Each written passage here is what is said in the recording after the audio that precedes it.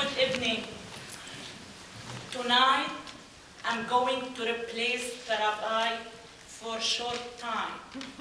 But my dream is one day to replace the imams and become the real voice of the Islamic world.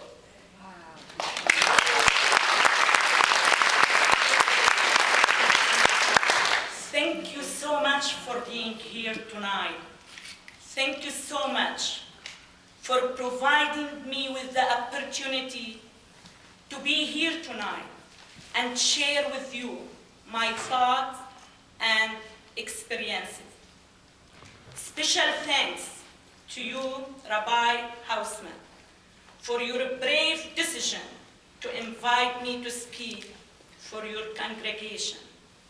I am certain it must be a great challenge for you to stand firm and defy the forces who easily surrender to ignorance, to political correctness, and to intimidation. Our Western civilization, including the United States of America, is facing hard and trying time. Our enemy is working tirelessly for the destruction of all what we have accomplished. It is doing it through physical jihad, which take place almost daily in Iraq, in Afghanistan, and even here in the United States, as happened in Fort Hood a few weeks ago. Therefore, I am grateful to you, Rabbi, for your unyielding stand and your relentless work in protecting and preserving our way of life in a liberal democracy. I recognize how challenging it must be for you, and for that, I salute you.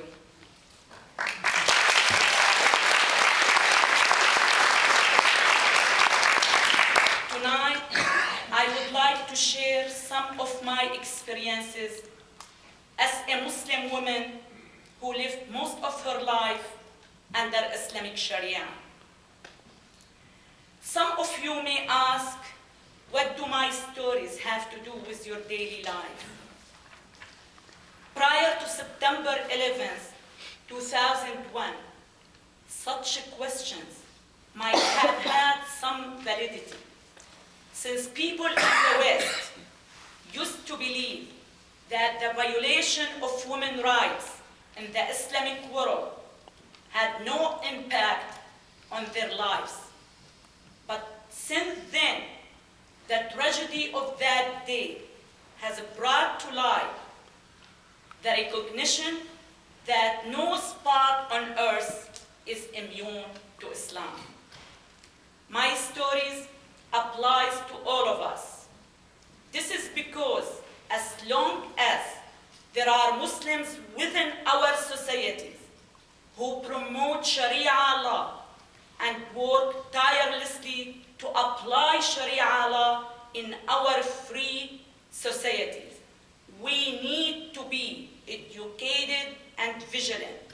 It is one issue that all of us must be concerned about and strongly attentive to. I wouldn't like anyone to think that I am here to incite any of you against Muslims. The fact is that Muslims are my people, and under any circumstances, I wouldn't be able to peel off my own skin. But I am here to unearth the true face of Islam, not merely as a religion followed by millions, but equally as an ideology that teaches submission of all others under Islam and Sharia law, and if necessary, for means of violence. People always ask me, what was the turning point of your life? It was a long story. It didn't happen overnight. I have written a book a God who hates, to answer this question. The way my niece Mayada had lived and died was one of countless painful turning points of my life. I dedicated my book to the memory of my niece, hoping her story and that of many more whose stories have never been told will embolden you to speak up against the unjust and immoral treatment of women in the Islamic world, and to fight against applying Islamic Sharia here in the United States to the last drop of your blood. My niece was 11 years old, and she was forced to marry her cousin. He was over 40. Of course, her marriage was valid under Islamic Sharia because the Prophet Muhammad married his second wife when she was 9, he was 54. Her husband was very abusive. Her life was nothing but a hell. She didn't have the right to ask for divorce. I always remember when she escaped from her husband's home to her father's, begging him, "Dad, please let me stay. I will be your maid to the last day of my life. I cannot take the torture anymore. He's very abusive." And her father would say, "It's shame for a Muslim woman to leave her husband's home without his permission. I will talk to him. I promise you, go back." At the age of 28, she committed suicide by setting herself on fire, leaving 4 children behind her. This is how women live under Islamic Sharia. So the question, how can a woman raise a fair-minded child when she's oppressed herself?